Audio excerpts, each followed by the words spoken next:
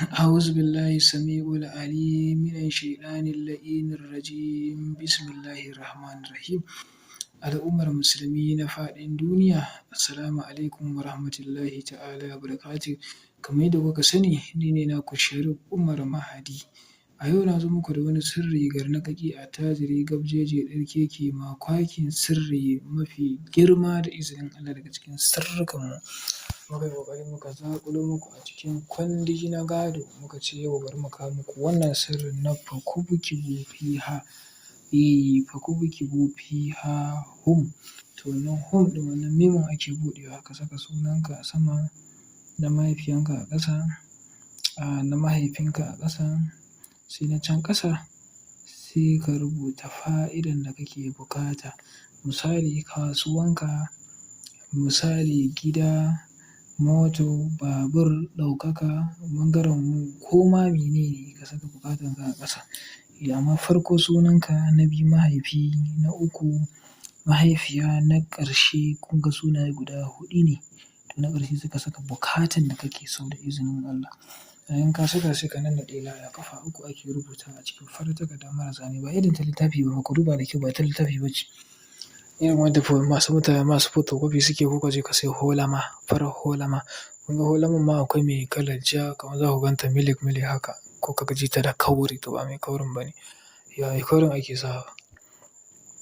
Bayan ka rubuta in sha Allah da tawada in ka rubuta sai ka nannaɗe layar. Abin da ake so ka samu sai ka samu ƙwai na kaza.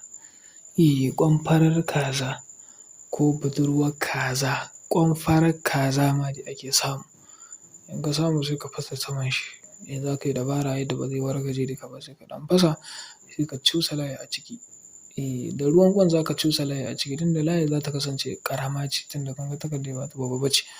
In ka cusa ƙwan a ciki to sai ka samu sofa glue sai ka samu ko da wata ɗan kwali ne ko wani ɗan leda haka sai ka zuba sofa glue ɗin a bakin wannan ƙwan sai ka doɗe bakin ƙwan.